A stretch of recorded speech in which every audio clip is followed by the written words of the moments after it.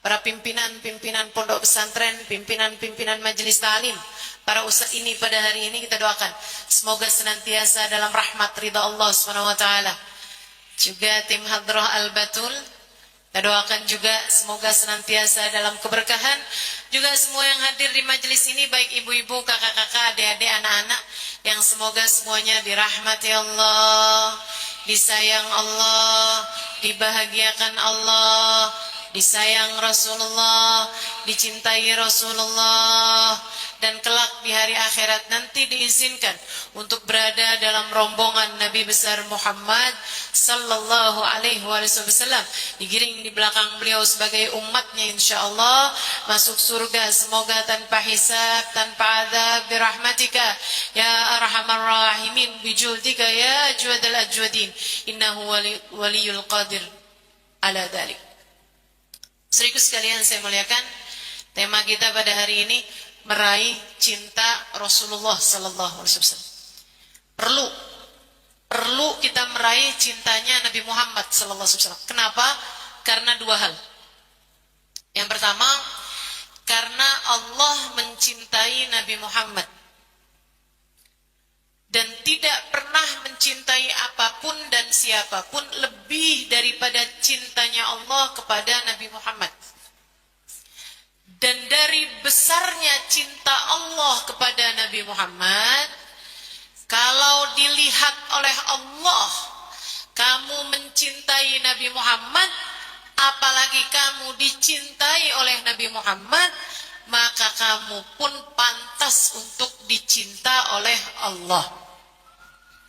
Kayak kamu, Bu, kamu sayang sama anak kamu. Dari sayangnya kamu sama anak kamu akan sayang siapapun aja yang dekat sama anak kamu. Siapapun aja yang sayang sama anak kamu sayang sama dia. Kenapa? Karena besar cinta kamu kepada anak kamu tersebut. Demikian pula dengan Allah Subhanahu wa taala. Allah tidak pernah mencintai siapapun dan apapun lebih daripada cintanya Allah kepada Sayyiduna Muhammad. Allah cinta sama Nabi Muhammad. Allah cinta kepada nama Nabi Muhammad, sehingga Allah jadikan nama Nabi Muhammad bersanding dengan nama Allah Subhanahu wa taala di pintu-pintu surga dan juga di tiang-tiang arsy Allah Subhanahu wa taala. Bu, yang cerita ini Nabi Adam alaihissalam. Ada di kitab Al-Insan Al-Kamil karya Sayyid Muhammad bin Alwi bin Abbas Al-Maliki. Ada juga di kitab Al-Anwar Al-Muhammadiyah, kalau saya tidak salah ingat kisah ini. Saudara sekalian, Nabi Adam alaihissalam saat diturunkan oleh Allah Subhanahu wa taala dari atas langit ke atas muka bumi karena memakan buah yang dilarang oleh Allah Subhanahu wa taala. Ibu-ibu saudara sekalian yang saya muliakan, Nabi Adam mohon ampunan kepada Allah.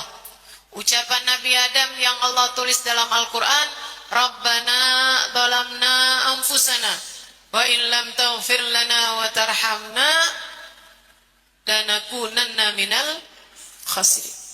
Ya Allah, saya sudah berbuat dosa. Ya Allah, saya sudah zalim terhadap diri saya sendiri. Ya Allah, saya sudah berbuat salah. Ya Allah, illam taghfir lana, kalau Engkau enggak ampuni, wa tarhamna, kalau Engkau enggak sayangi saya, lanakunanna minal khasirin, saya pasti jadi orang yang hancur. Ya Allah. Di antara istighfar Nabi Adam saat turun ke atas muka bumi ini, Ibu, Allahumma ufirli bi barakati Muhammad. Ya Allah, ampunkan saya dengan berkatnya Muhammad. Allah bertanya kepada Nabi Adam, wa huwa a'lam, walaupun Allah udah tahu jawabannya. Ya Adam, min aina arafta Muhammad? Wahai Adam, dari mana kamu kenal Muhammad? Padahal dia belum aku ciptakan jasadnya. Dari mana kamu kenal dia? Kata Nabi Adam, ya Rabb, kaifa la a'rifuh? Ya Allah, bagaimana saya nggak kenal? Engkau hidupkan saya di surga. Di tiap pintu-pintu surga terdapat namamu bersanding dengan nama Muhammad. Bu, enggak yang satu lebih gede, tinggi dari yang lain. Enggak, Allah jadikan nama Allah bersanding dengan nama Muhammad. Ya Allah, Engkau adalah zat yang Maha Esa. Kalau ada nama Engkau sandingkan dengan namamu, pasti dia adalah nama makhlukmu yang paling kau cinta di sisimu. Kok sampai disandingin gitu kan? Berarti kan kesayangan nih, kecintaan. Ya Adam, sadaqta, wahai Adam, engkau telah benar. Wa innahu min dzurriyyatik, wahai Adam, dia akan menjadi salah satu dari anak keturunanmu yang tidak, andai tidak karenanya tak akan kuciptakan langit, bumi dan seisinya. Dia akan menjadi anak keturunanmu, wahai Adam. Nabi Adam kemudian berkata, idzan yaufiril walid bi barakatil walad. Kalau gitu ya Allah, ampunilah bapak dengan berkat anaknya. Kalau dia akan menjadi anak keturunanku, nih ampunin bapaknya dengan berkat anaknya. Allah kemudian berfirman padanya, ya Adam, qad ghafartuka bi barakati Muhammad. Wahai Adam, aku ampuni dosamu dengan berkatnya Nabi Muhammad. Bu, paling dicinta sama Allah. Paling dicinta sama Allah. Allah gak pernah cinta siapapun lebih daripada cintanya kepada Nabi Muhammad. Apapun yang ada kaitannya sama Nabi Muhammad dicinta Allah Subhanahu wa ta'ala. Ibu-ibu sekalian, kota, Bu, mana yang lebih mulia menurutmu? Mekah atau Tangerang? Tangerang. Mana yang lebih mulia menurutmu, Madinah atau Jakarta? Madinah. Baru kalau pertanyaannya mana yang lebih mulia menurutmu, Tangerang atau Jakarta? Bingung kan? Tapi selagi perbandingannya Mekah Madinah, kita tahu jawabannya. Mekah dan Madinah selalu menjadi kota yang paling dimuliakan Allah Subhanahu wa taala sepanjang zaman, dari sejak Nabi Adam alaihissalam sampai di zaman kita yang terakhir ini. Tafadhali Ustazah. Tafadhali ijlisi. Saudariku sekalian yang saya muliakan, ma'alish. Tafadhali.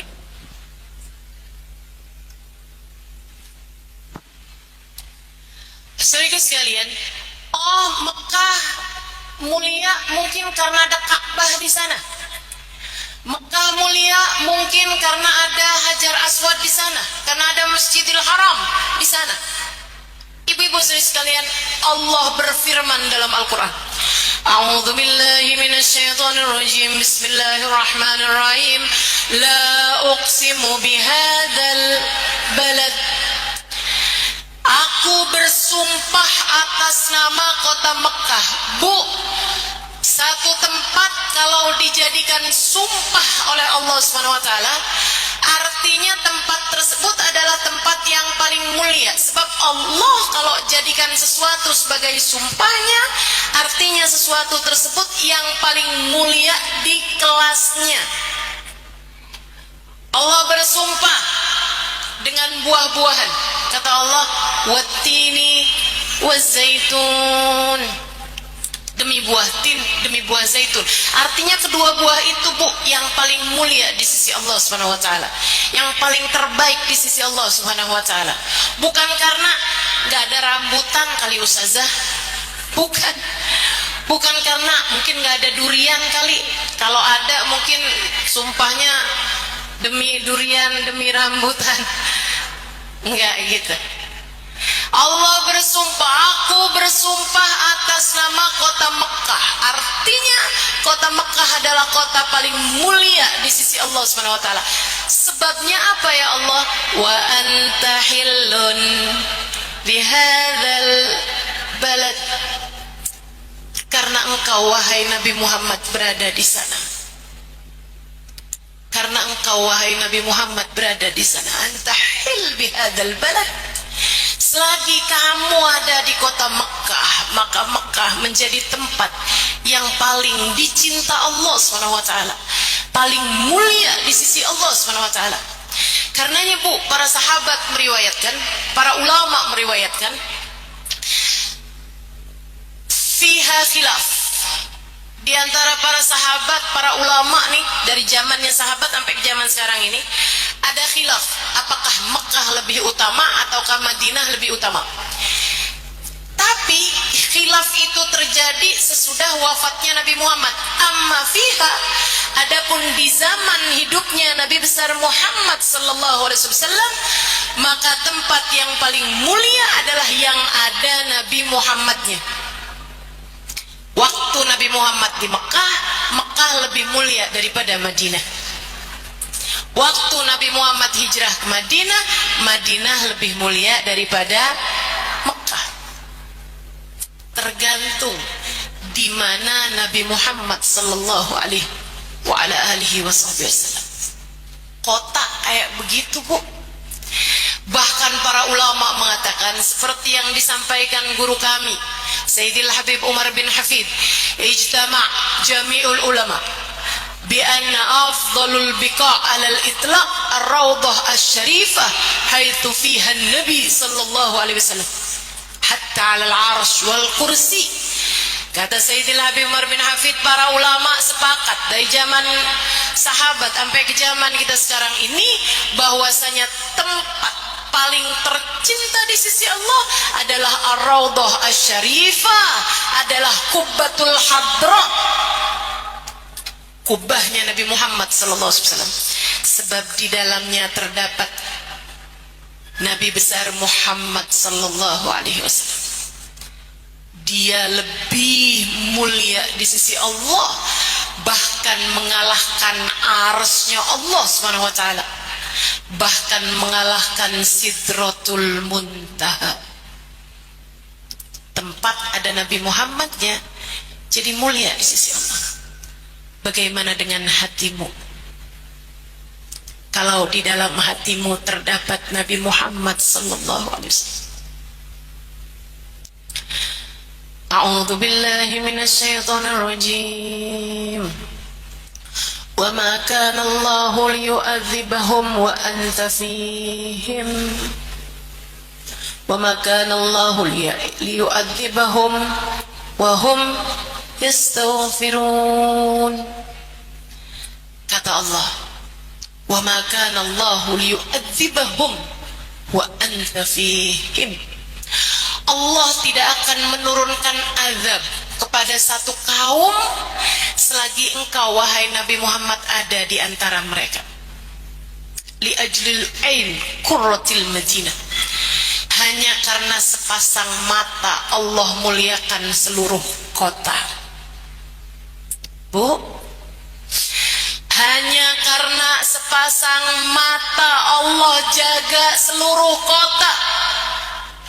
Hanya karena Nabi besar Muhammad ada di satu kota, Allah jaga seluruh kota.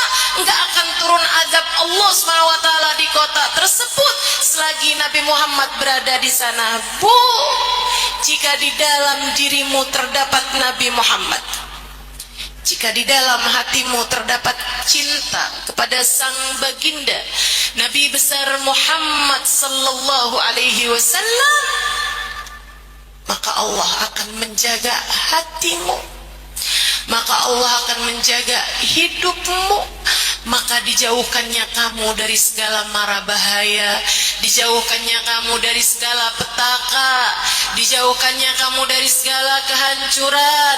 Allah Subhanahu wa taala akan jaga kamu, Allah akan pelihara kamu jika di dalam hatimu terdapat cinta kepada Sayyiduna Muhammad. Allah cinta kepada Nabi Muhammad. Bu, ada satu cerita diceritakan oleh sepupu Nabi Muhammad sallallahu alaihi wasallam, namanya Sayyidina Ibnu Abbas.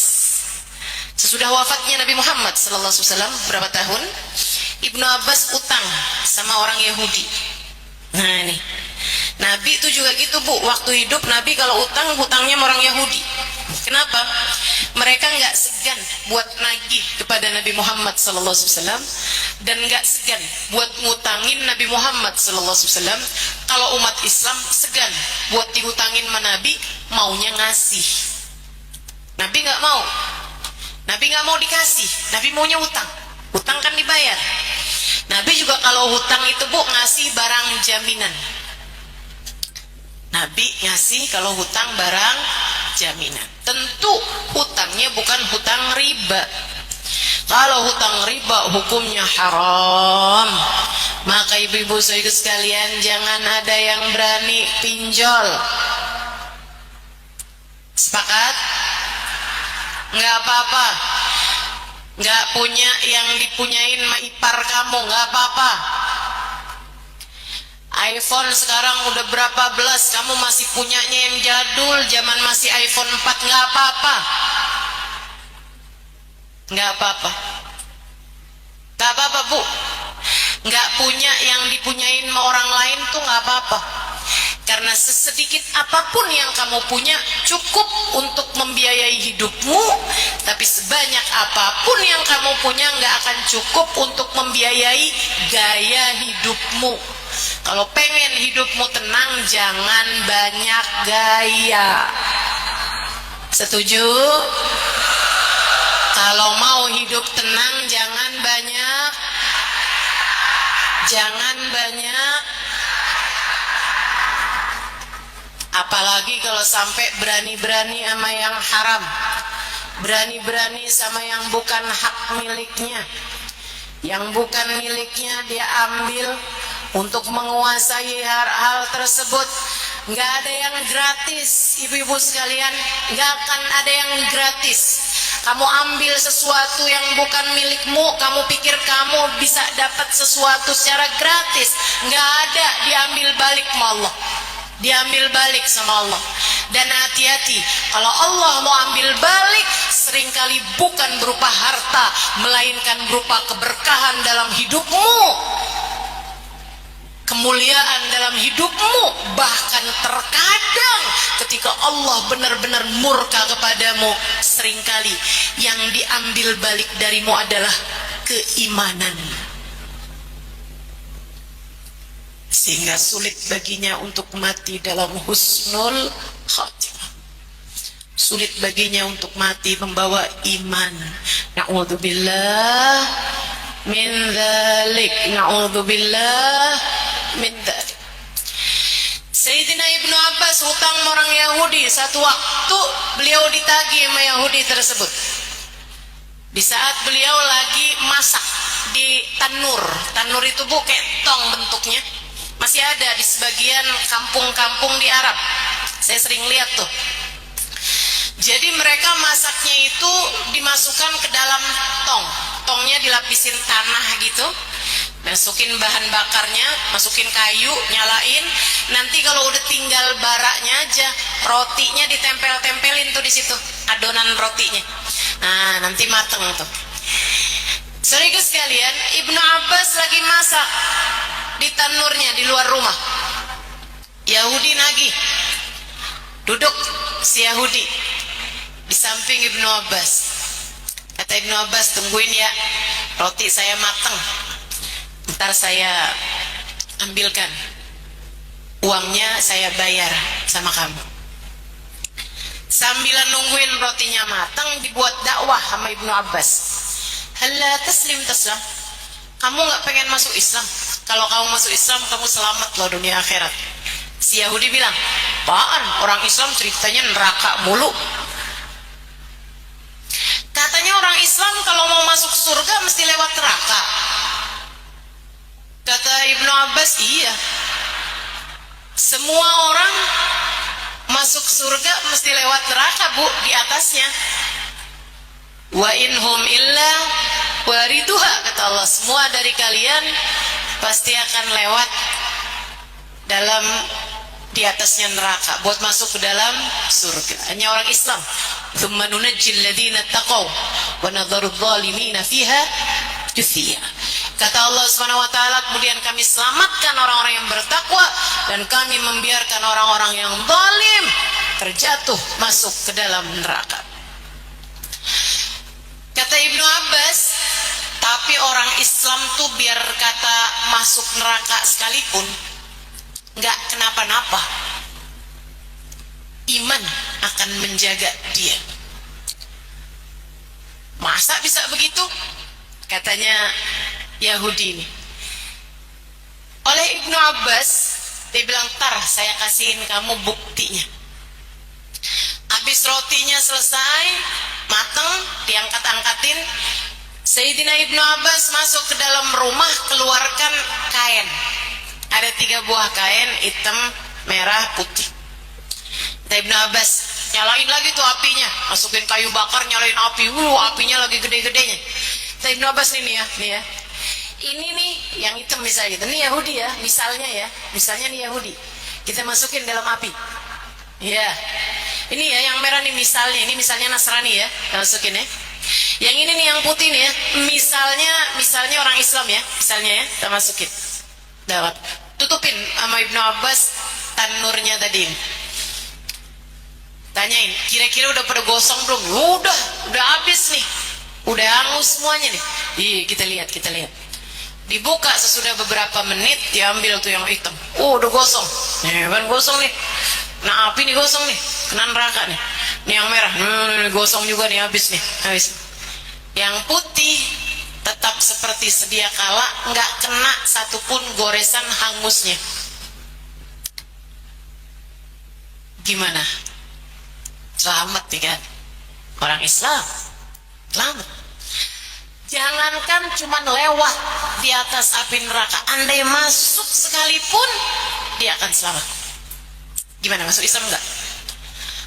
Tarda saya pikirin Ibnu Abbas, kamu bayar dulu aja utangnya. Baik, dibayar sama Ibnu Abbas utangnya, terus dia pun pulang. Cerita ini beredar di Madinah.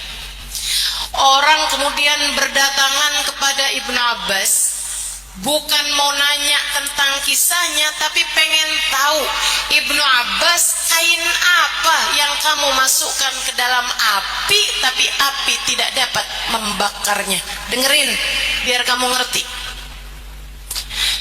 Dengerin, pakai hatimu kalau bisa, bukan hanya sekedar pakai telingamu, biar kamu paham sama urusan, biar kamu ngerti sama masalah yang ada. Kata Sayyidina Ibnu Abbas, ketika ditanya tentang kain apa yang kamu bakar di api tapi nggak terbakar, dan ini kisah selain dikisahkan oleh guru kami Sayyidil Habib Umar bin Hafid, juga saya membacanya di kitab Al-Anwar Al-Muhammadiyah. Silakan dirujuk di sana bagi yang mau nyari dalilnya. Teman-teman sikut sekalian, Sayyidina Ibnu Abbas menjawab, "Dzaka hirqah masah bihan Nabi sallallahu alaihi wasallam indama ariqa jasatuh." Itu adalah kain yang pernah dipakai ngelap keringatnya Nabi Muhammad. Itu adalah kain yang pernah dipakai ngelap keringat Nabi Muhammad saat Nabi Muhammad tengah berkeringat hari itu. Bu, seutas kain kena keringatnya Nabi Muhammad nggak bisa dibakar api. Bagaimana dengan hatimu? Bagaimana dengan dirimu? Kalau di dalam hatimu punya cinta kepada Nabi Muhammad, itu akan menjadi bekal besar biar kamu diampuni dosanya sama Allah. Jadi bekal besar biar kamu dijaga sama Allah. Bekal besar biar kamu diselamatin sama Allah Subhanahu wa ta'ala. Bu, bekal besar biar kita diselamatin sama Allah Subhanahu wa ta'ala. Kita udah terlanjur punya banyak dosa. Betul begitu? Siapa di sini yang dosanya banyak? Kita semua. Kita semua ngerti, tahu diri betapa telah banyak dosa yang telah kita perbuat. Sementara selamatnya pengen, sementara masuk surganya pengen, sementara kita berjumpa dengan Allah, Allah ridha pada kita, kita kepengen. Caranya gimana nih biar dosa-dosa yang kita punya mendapatkan ampunan dari Allah Subhanahu wa taala? Gimana caranya biar kita disayang sama Allah Subhanahu wa taala? Kita disuruh ngikut, kita disuruh ngekor, kita disuruh ngebuntut sama Nabi besar Muhammad sallallahu alaihi wa ala alihi wasallam. A'udzu billahi minasyaitonir rajim. Qul in kuntum tuhibbunallaha fattabi'uni yuhibbukumullah wa yaghfir lakum dzunubakum. Sampaikan kepada umatmu wahai Nabi Muhammad, jika mereka mencintai Allah, mengekorlah padaku, ikutlah denganku, buntuti aku, tetaplah di belakangku. Yuhibbukumullah, kalian akan dicinta oleh Allah, wa yaghfir lakum dzunubakum, dan akan diampuni dosa-dosa kalian oleh Allah. Kita perlu meraih cintanya Nabi Muhammad, sebab ketika kita dicintai oleh Nabi Muhammad, kita akan diselamatkan Allah, kita akan dicintai Allah, kita akan dijaga Allah. Sebab Allah tidak pernah mencintai apapun dan siapapun lebih daripada cintanya Allah kepada Nabi kita Muhammad sallallahu alaihi wa ala alihi wa sahbihi wasallam. Orang siapa orang dalam Islam paling dicintai Allah sesudah Nabi Muhammad? Ibu tahu siapa? Namanya Abu Bakrin Siddiq radhiyallahu taala anhu wa ardah. Abu Bakrin Siddiq. Sesudah Sayyidina Abu Bakar siapa? Sayyidina Umar bin Al-Khattab alaihi ridwanullah. Habis itu siapa? Ada yang mengatakan Sayyidina Ali bin Abi Thalib, ada juga yang mengatakan Sayyidina Uthman ibn Affan alaihi ridwanullah, sesuai dengan urutan khilafah. Ibu-ibu sekalian yang saya muliakan, orang-orang paling tercinta di sisi Allah ini, Bu, adalah orang-orang yang punya rasa cinta paling besar kepada Nabi besar Muhammad. Yang cintanya paling besar dicinta sama Allah. Yang cintanya kepada Nabi Muhammad paling besar, dia yang paling dicinta sama Allah.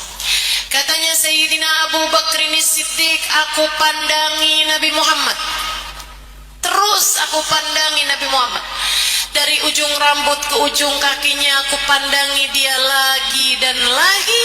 Kalian tahu apa yang aku rasa?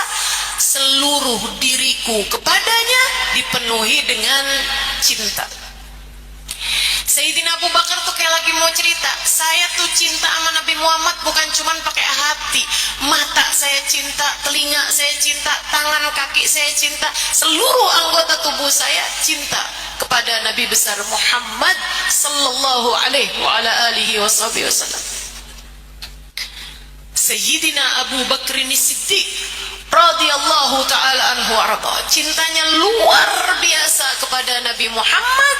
Dan karena itulah katanya Nabi Muhammad, ma sabaqakum Abu Bakar bi kathratis salah wala bi kathratis siyam ghaira annahu ma sabaqakum Abu Bakar bi kathratis salah wala bi kathratis siyam walakin bi syai'in waqara fi qalbi.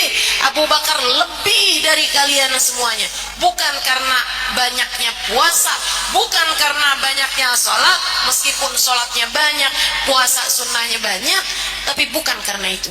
Walakin bisyai'in waqara fi qalbih, melainkan karena sesuatu di dalam hatinya yang kuat luar biasa. Sayyidina Abu Bakar kuat cintanya sama Nabi Muhammad sallallahu alaihi wasallam. Ibu saya ceritakan. Enggak usah deh.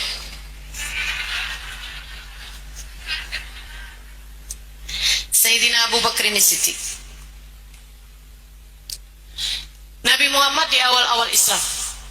Bu, satu waktu Nabi Muhammad lagi tawaf di Ka'bah ketika gerombolan orang kafir Quraisy ngeroyok Nabi Muhammad SAW. Biar kamu tahu nih, ini sekarang nih kita nih pengen deket sama Nabi, pengen dengerin cerita tentang Nabi, kita duduk di sini gerah, tapi oke-oke lah. Ibu-ibu sekalian, yang kita rasakan sekarang ini, iman kita, cinta kita pada Nabi Muhammad SAW, dulu tuh Bu, taruhannya nyawa. Dulu Nabi bawa agama ini taruhannya nyawa. Orang belain Nabi Muhammad juga sama, taruhannya nyawa. Nabi lagi tawaf hari itu Bu, dikeroyok, didatangi oleh belasan orang kaum kafir Quraisy. Mereka mengelilingi Nabi Muhammad SAW, melabrak Nabi Muhammad SAW. Seseorang di antara mereka berkata, kamu kan nih orangnya yang memisahkan orang dari orang yang dia cintai. Nabi masih diem. Kamu nih kan orangnya yang nyuruh kita buat pindah Tuhan, dari Tuhan yang banyak menuju kepada Tuhan yang satu. Katanya Nabi Muhammad, "Na'am ana dak." Iya, saya itu orangnya. Saya yang mengajak kalian dari menyembah Tuhan-Tuhan yang banyak, karena sejatinya mereka bukan Tuhan, menuju kepada menyembah Allah SWT, Zat yang Maha Satu. Kamu nih kan orangnya yang menjadikan kami bercerai-berai, yang menjadikan kami saling benci satu sama lain. Kemudian mereka tambah dekat, tambah dekat, tambah dekat. Dimulai seorang di antara mereka pukul duk, tambah lagi yang satunya lagi pukul duk lagi, tambah yang satunya lagi nendang, yang satunya lagi. Katanya yang cerita, saya lihat Nabi Muhammad dari tempat saya berdiri. Saya sudah masuk Islam waktu itu. Walakinni kuntu rajulun yafi'. Saya waktu itu umur saya masih muda, kayak 12-13 tahun tuh umur Yafa. Dia bilang, saya lihat dari tempat saya berdiri di situ, kepalanya Nabi Muhammad tar kelihatan, tar tenggelam, tar kelihatan, tar tenggelam, dikeroyok sama orang-orang kafir Quraisy. Saya khawatir Nabi Muhammad nggak selamat, dia bilang. Saya khawatir Nabi Muhammad kemudian terkapar di situ dalam keadaan sudah tak lagi bernyawa. Saya nyari-nyari siapa nih yang bisa tolongin Nabi Muhammad, siapa nih yang bisa bantuin Nabi Muhammad. Sampai kemudian saya lihat ada seseorang kurus, kering, putih mukanya, putih. Dia bilang, orang ini kurus, tapi nggak ada yang lebih saya harapkan membantu Nabi Muhammad saat itu lebih daripada dia. Innahu Abu Bakrin Siddiq, yaitu Sayyidina Abu Bakar Siddiq. Dia bilang Sayyidina Abu Bakar kerempeng, teman-teman. Ini saya kasih tahu, Sayyidina Abu Bakar itu sangat kurus. Ustaz emang pernah lihat? Kagak. Ustaz emang pernah ketemu sama Sayyidina Abu Bakar? Ya saya sama kamu. Kok Ustaz tahu? Baca dari sejarah, teman-teman. Saya kalau baca sejarah tuh saya sukanya detail, biar saya ngebayanginnya bener gitu. Sayyidina Abu Bakar tuh kurus banget, sampai mohon maaf kalau pakai sarung tuh suka gampang melorot. Beneran. Sampai Nabi Muhammad suka godain Sayyidina Abu Bakar. Dari kurusnya, lasta minha ya Abu Bakar, lasta minha ya Abu Bakar. Katanya Nabi Muhammad, kamu emang bukan orang dunia Abu Bakar, kamu emang gak cocok sama dunia Abu Bakar. Ma syabi'tu ba'dal islami qat. Sayyidina Abu Bakar mengatakan, sejak saya kenal Islam, saya enggak pernah lagi tahu apa rasanya kenyang. Saya akan berhenti makan sebelum kenyang. Tuh teori diet diajarin sama Sayyidina Abu Bakar. Kurus Sayyidina Abu Bakar, tapi Tapi begitu Sayyidina Abu Bakar datang, nggak pakai takut, nggak pakai apa-apa, nggak pakai ragu, nggak pakai takut. Sayyidina Abu Bakar langsung masuk ke area tersebut. Sampai didapetinya Nabi Muhammad sallallahu alaihi wasallam. Ibu-ibu sekalian, Nabi Muhammad tuh kepalanya dipegang perlahan sama Sayyidina Abu Bakar. Kemudian ditaruh di dadanya. Ditutupinnya Nabi Muhammad sallallahu alaihi wasallam sambil diseret perlahan-lahan keluar dari keroyokan tersebut. Seraya Sayyidina Abu Bakar berteriak-teriak kepada mereka semua, "Ataqtuluna rajulan yaqulu rabbuhullah ya nas? Ataqtuluna rajulan yaqulu rabbuhullah?" Hei, kalian semua udah nggak punya akal apa? Kalian mau bunuh orang hanya karena bilang Tuhannya adalah Allah? Bukannya dari dulu Tuhan kita adalah Allah? Ataqtuluna rajulan yaqulu rabbuhullah? Terus tuh ucapan Sayyidina Abu Bakar keluar dari hati sampai membuat mereka tuh diem.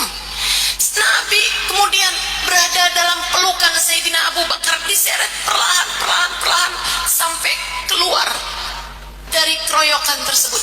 Sayyidina Abu Bakar kemudian memohon dengan memelas kepada Nabi Muhammad, "Tolong saya wahai Rasulullah." Dengerin, ini cinta teman-teman. Biar kamu tahu kenapa Sayyidina Abu Bakar segitu tingginya derajatnya di sisi Allah. Sampai Nabi Muhammad cerita kepada putrinya Sayyidina Abu Bakar, yaitu Sayyidah Aisyah, "Kamu tahu Aisyah, surga bapakmu dikelilingin burung setahun nggak selesai." Dari luasnya surga bapakmu itu wahai Aisyah, dikelilingin burung setahun belum selesai. Sayyidah Aisyah ceritakan itu kepada ayahandanya. Sayyidina Abu Bakar bilang, "Ngapain saya punya surga segitu gedenya? Ya saya akan ambil secukupnya, sisanya saya mau sedekahin ke fuqaraul jannah, ke orang-orang fakir yang ada di surga." Masya Allah. Sayyidina Abu Bakar, teman-teman saudara sekalian, dia bilang kepada Nabi Muhammad sesudah keluar dari keroyokan tersebut, dia bilang, "Ya Rasulullah, tolong saya wahai Rasul, selamatkanlah dirimu, pulanglah ke rumahmu. Tolong saya, pulanglah ke rumahmu, selamatkan dirimu. Caramu menolong saya adalah dengan engkau tetap dalam keadaan baik-baik saja." Cinta. Lebih rela aku yang terluka selagi engkau tidak terluka. Cinta. Lebih rela saya yang kenapa-napa daripada engkau yang kenapa-napa wahai Rasulullah. Pulanglah.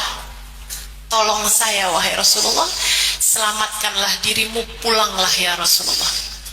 Bu, Nabi Muhammad pulang, giliran Sayyidina Abu Bakar yang dikeroyok sama mereka sampai pingsan.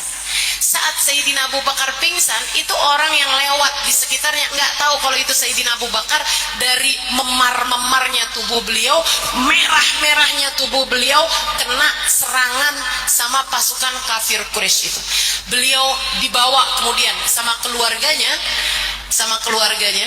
saudaraku sekalian, dibawa pulang ke rumahnya, pingsan dari waktu duha sampai menjelang maghrib. Begitu sadar, anak-anaknya udah pada sedih semua di sampingnya. Allah, abah nih kayak gini amat sih bah, ya ampun bah gitu. Anak-anaknya pada sedih. Sayyidina Abu Bakar begitu sadar nih, kaifa halu Rasulillah, gimana kabarnya Nabi Muhammad. Anak-anaknya bilang, abah nih terluka lebih banyak daripada Nabi Muhammad. Abah yang tenang bah, abah yang tenang. Abah yang berdiri. Kemudian, jangan berdiri dulu bah, abah duduk aja bah, abah belum sanggup buat berdiri. Kata Sayyidina Abu Bakar, kalian tahu saya tambah semakin sakit kalau saya belum lihat keadaannya Nabi Muhammad. Bawa saya ketemu sama Nabi Muhammad. Saya gak akan sehat selagi saya belum lihat Nabi Muhammad. Bu, dibawa jengukin Nabi Muhammad dalam keadaan dia sendiri gak bisa jalan, dipapah sama kedua putranya. Dibawa ketemuin Nabi Muhammad sallallahu alaihi wasallam. Nabi Muhammad di dalam rumah udah berasa, cinta tuh berasa, ibu-ibu saudara sekalian, cinta tuh berasa. Nih ibu-ibu nih yang punya anak jauh, anakmu lagi sakit di sana, walaupun nggak cerita, kamu suka berasa.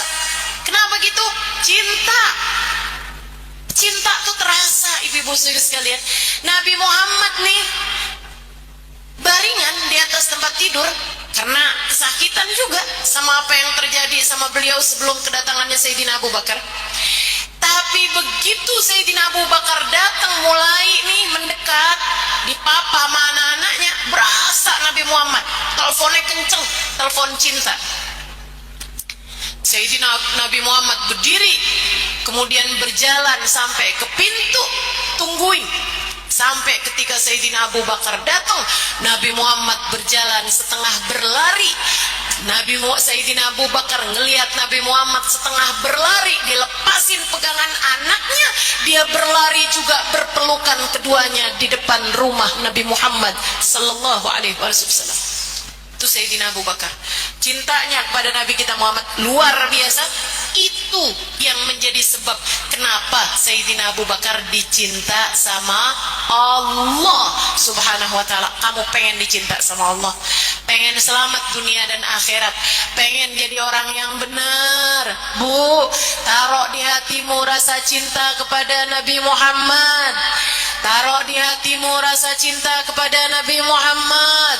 Saya sering sampaikan kepadamu dan akan terus saya sampaikan kepada siapa saja yang mendengarkan kajian saya di sini dan di sana, di Indonesia, di luar negeri, dimanapun aja. Saya sering kali berpesan saat saya pegang mic semacam ini, jangan berani mati sebelum bawa cinta kepada baginda Nabi. Dosa mudah kadung banyak, aib mudah kadung banyak. Bagaimana mungkin kamu berani menghadap Allah jika kamu belum punya tiket kebersamaan dengan Sayyiduna Muhammad? Tiketnya berbunyi, seseorang akan dikumpulkan dengan yang dia cintai. Jika di dalam hatimu terdapat cinta kepada Nabi Muhammad, maka kamu akan dikumpulkan dengannya. Saat itulah kamu akan selamat. Alasan kedua, kenapa kita perlu meraih cintanya Nabi Muhammad? Bu, Nabi Muhammad itu sayangnya kepada kita umatnya luar biasa. Jika saya sampaikan tadi alasan pertama, karena Nabi Muhammad paling dicinta oleh Allah. Kalau kamu meraih cintanya Nabi Muhammad, artinya kamu juga meraih cintanya Allah. Kamu di hatimu punya rasa cinta kepada Nabi Muhammad, Allah bakal cinta sama kamu. Yang kedua alasannya, kenapa kita perlu meraih cintanya Nabi Muhammad? Karena Nabi Muhammad cintanya sama kita luar biasa. Luar biasa. Allah sebutkan 4 sifatnya Nabi Muhammad di dalam Al-Quran. Dalam satu ayat, ketika Allah ceritakan tentang baginda kita Nabi besar Muhammad sallallahu alaihi wasallam, 4-4-nya Bu menunjukkan kasih sayang beliau kepada kita umatnya. A'udzu billahi minasyaitonir rajim. Laqad ja'akum rasulun min anfusikum azizun 'alaihi ma anittum harisun 'alaikum bil mu'minina raufur rahim. Telah datang kepada kalian seorang utusan dari jenis kalian sendiri, Nabi Muhammad sallallahu alaihi wasallam. Ya Allah, sifatnya kayak gimana? Salatnya hebat ya Allah, kuat ya Allah, pahlawan terkemuka ya Allah, hebat banget ya Allah. Gak gitu. Allah ketika menceritakan tentang baginda kita Nabi Muhammad, Allah bilang azizun 'alaihi ma anittum, berat baginya musibah yang menimpa kalian. Kalau kamu kena musibah, Nabi Muhammad ikut merasakan perihnya. Dalam salah satu hadis Nabi Muhammad mengatakan, wallahi, demi Allah, ketika ada umatku tertimpa duri di kakinya, aku merasakan pedihnya di dalam hatiku. Menyenangkan sekali punya Nabi yang saat kita berada dalam titik terendah kehidupan, ketika kita merasa dunia kita sedang tidak bersahabat, ketika kita merasa keadaan sedang tidak baik-baik saja, Nabi Muhammad ikut serta menanggung beban berat kehidupan kita, membuat kita tatkala merasakan kedekatan dengan Nabi Muhammad tidak pernah merasa sendiri. Senang banget. Saya sibuk senang banget jadi umatnya Nabi Muhammad. Ya Allah, bikin saya nggak pernah merasa sendirian. Ketika saya sedang sakit, saya bisa ngadu sama Nabi Muhammad, bisa baca sholawatan sama Nabi Muhammad. Saya kayak bisa sambil bilang, Rasul, saya sakit Rasul, saya sakit Rasul. Dan kemudian hati saya menjadi jauh lebih tenang, sakit pun menjadi jauh lebih ringan. Cobain deh, cobain. Saat kamu merasa cinta seseorang sedang berpaling darimu, Bu, sebagai seorang istri, saat kamu merasa cinta suamimu sedang berpaling darimu, selagi kamu umat Nabi Muhammad, kamu cinta kepada Nabi Muhammad, Bu, rasa sedihmu Nabi Muhammad membuatmu tidak pernah merasa sendiri.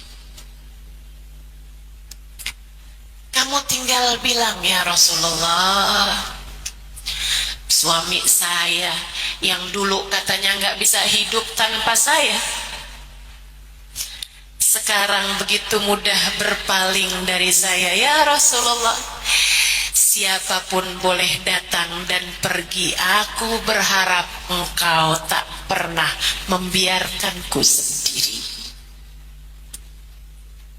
Siapapun boleh datang dan pergi, siapapun boleh cinta, boleh benci, tapi aku berharap engkau, wahai Rasulullah, nabiku, jangan biarkan aku sendiri.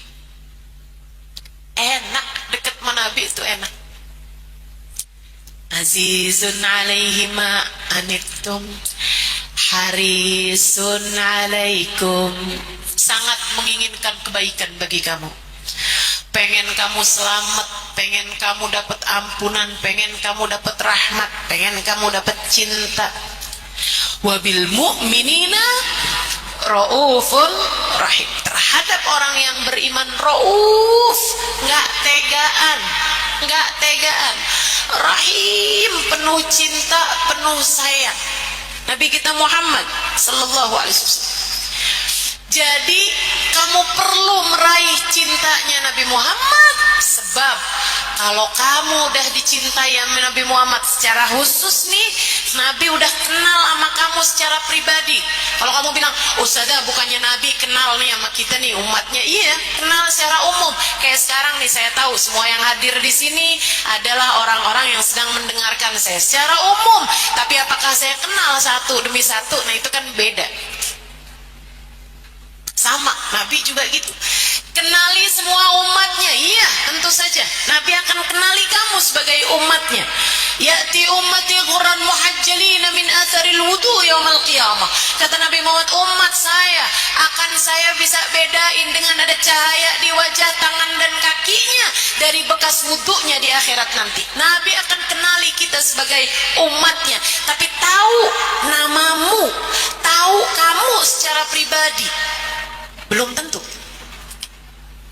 Kalau kamu kepengen menjadi orang-orang yang kamu dikenali secara khusus oleh Nabi Muhammad, dan itu seharusnya jadi PR dalam kehidupanmu, Bu. Sering-seringlah nanya, Nabi kira-kira udah kenal saya secara pribadi belum ya? Gimana ya saya di hadapan Nabi Muhammad? Adakah Nabi sudah mengenali saya, tahu gitu secara personal, secara pribadi gitu, tahu saya Halimah Alidrus, tahu saya udah nikah 20 tahun lebih belum ada anak atau nggak ada anak, tahu gitu saya, istrinya, suami saya, anaknya, dua orang tua saya tahu gitu tiap hari Alimah nih ngapain itu, tahu secara pribadi. PR dalam kehidupan saya, kehidupan kamu, gimana jadi seseorang yang dikenali sama Nabi Muhammad SAW secara pribadi. Bu, kalau kamu udah sampai dikenali sama Nabi Muhammad secara pribadi nih, satu-satu, maksudnya nama kamu Nabi Muhammad tahu, kamu orangnya kayak gimana Nabi Muhammad tahu, Nabi paham betul siapa kamu. Ibu-ibu saudariku sekalian yang saya muliakan, Nabi sekali ngikat nih Bu, nggak bakal ada yang bisa mutusin, kamu akan dibawa terus sampai hari kiamat. Kamu bakal diselamatin sama Nabi Muhammad SAW. Kamu akan dipastikan ada dalam rombongan Nabi Muhammad di akhirat nanti. Wabil mu'minina ra'uf, Nabi terhadap orang yang beriman enggak tegaan, rahim, penuh sayang, penuh kasih. Maka yuk, di sisa kehidupan kita raih cintanya Nabi Muhammad SAW. Pakai apa? Tak kenal maka tak sayang. Pelajari sejarahnya Nabi Muhammad. Dengarkan lebih banyak tentang kisahnya Nabi Muhammad. Simak lebih banyak perkataan-perkataan para ulama. Sebab cinta itu rasa, ia hanya bisa dialirkan oleh yang punya rasa. Dengarkan lebih banyak kisah-kisah yang disampaikan oleh para pecinta. Baca kitab Maulid Simtud Duror Ad-Dibai Atiya'ul Lami, ditulis oleh para pecinta, semoga bisa menyampaikanmu kepada yang tercinta. Tak kenal maka tak sayang. Pelajari sejarahnya, baca lebih banyak, cari tahu lebih banyak tentang Nabi Muhammad SAW, cari tahu tentang ajaran-ajarannya, cari tahu tentang fikihnya, cari tahu tentang cara hidupnya, akhlaknya, apapun itu dari Nabi kita Muhammad SAW. Yang kedua, ikuti jalannya Nabi Muhammad SAW. Ikuti. Nabi Muhammad nyuruh kita sholat, jangan tinggal sholat. Nabi Muhammad melarang kita sama yang bukan hak milik kita. Kamu harus takut sama barang yang haram, Bu. Kamu harus takut sama barang yang haram. Kalau kepengen bisa ada dalam rombongan Nabi Muhammad. Sebab Nabi Muhammad bilang, man ghasyana falaysa minna. Siapa yang nipu umat Islam, siapa yang nyolong duitnya umat Islam, siapa yang ngambil haknya orang Islam, falaysa minna, dia bukan termasuk dari kelompok umat Islam. Hati-hati. Ikuti apa yang diajarkan Nabi Muhammad SAW. Kata Nabi Muhammad SAW, kullukum tadkhulunal jannah illa man aba. Semua dari kalian ini masuk surga. Masuk surga semuanya, kecuali yang enggan, kecuali yang enggak mau, kecuali yang ogah masuk surga. Rasul, semuanya pasti kepengen masuk surga ya Rasulullah. Enggak gitu kata Nabi. Man ata'ani dakhalal jannah wa man asani faqad aba. Siapa yang taat dengan perintah-perintahku, ikut sama jalan hidupku, nurut ketika aku bilangin, dia artinya akan masuk ke dalam surga. Dan siapa yang enggak nurut aku bilangin, enggak taat di jalanku, memilih perbuatan-perbuatan dosa yang akhir artinya menjauh dari jalannya Nabi Muhammad SAW, faqad aba, dia emang enggak mau masuk surga kata Nabi Muhammad. Saudaraku sekalian, tuh pertama, pelajari tentang Nabi Muhammad. Yang kedua, taat di jalannya Nabi Muhammad SAW. Yang ketiga, kamu pengen meraih cintanya Nabi Muhammad, Bu, ikut nanggung bebannya Nabi Muhammad. Apa bebannya Nabi Muhammad? Umatnya. Kamu kalau kepengen Nabi Muhammad sayang sama kamu dan kamu meraih cintanya Nabi Muhammad SAW, ikut sertalah dalam ngurusin umat. Yang miskin kamu bantu, yang gak ngerti kamu ajarin. Ada banyak anak-anak pengen sekolah, agama nggak mampu uangnya, kamu bantuin. Dakwahnya para guru, para ustadz, para ulama, kamu bantuin. Yang semacam ini sangat mungkin untuk membuatmu meraih cintanya Nabi besar Muhammad sallallahu alaihi wasallam. Cara yang terakhir biar kamu dicintai sama Nabi Muhammad sallallahu alaihi wasallam adalah perbanyak membaca sholawat kepada beliau. Kata Nabi Muhammad sallallahu alaihi wasallam, kata Nabi Muhammad sallallahu alaihi wasallam, man shalla alayya 10 marrat hina asbah wa hina amsa wajabat lahu syafaati.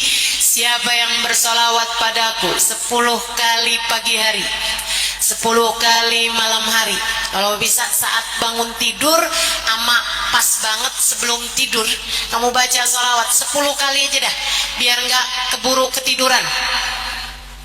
Nggak usah banyak-banyak, kalau kebanyakan nanti kamu ketiduran pastinya. Saya membaca sholawatan Ustazah sebelum tidur 1000 kali, waduh itu sih jangan kata 1000 dah, kata saya mah udah kamu ketiduran duluan ibu ya. Betul. Bangun tidur juga gitu 10 kali aja dah minimal saat bangun tidur. Alhamdulillahilladzi ahyana ba'dama amatana wa ilaihi nusyur. Allahumma shalli ala sayyidina Muhammad wa ala ali sayyidina Muhammad. Enggak usah dipakein lagu, takut ketiduran lagi. Bangun tidur Allahumma shalli, waduh ketiduran tuh, tiduran lagi tuh, udah mimpi lagi tuh. Nah 10 kali kata Nabi Muhammad, wajabat lahu syafaati, wajib baginya mendapatkan syafaatku. Keempat hal itu kalau kamu lakukan dengan sungguh-sungguh, insya Allah meraih cintanya Nabi Muhammad sallallahu alaihi wasallam. Bawa senang cinta Nabi Muhammad, bawa senang hidupmu, bawa bahagia hatimu, bawa terarah jalanmu, bawa cahaya bagi kehidupanmu dunia sebelum kelak Allah akan berikan semua itu juga untukmu.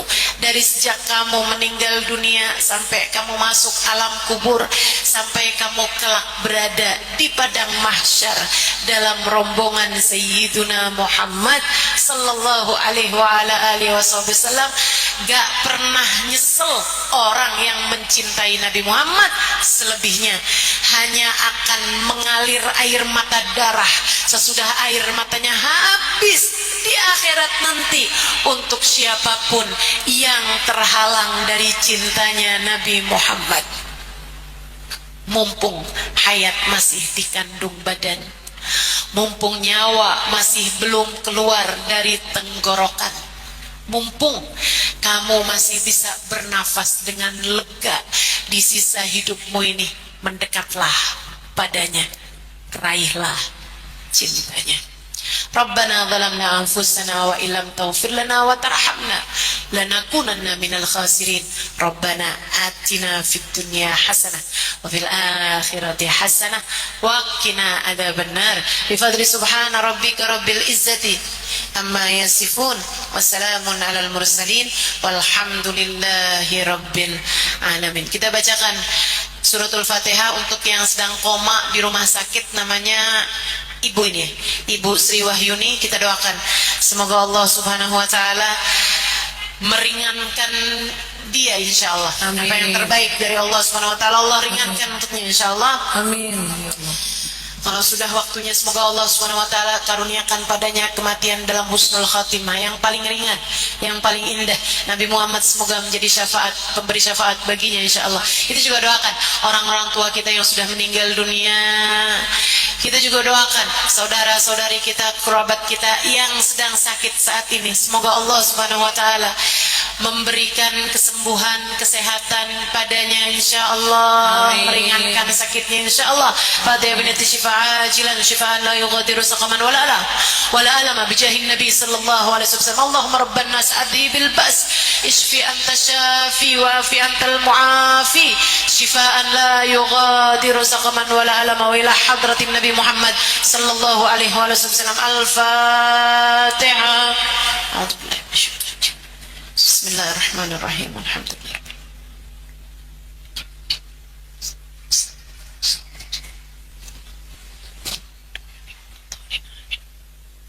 Rabbana taqabbal minna innaka antas samiul alim, tub alaina innaka antat tawwabur rahim.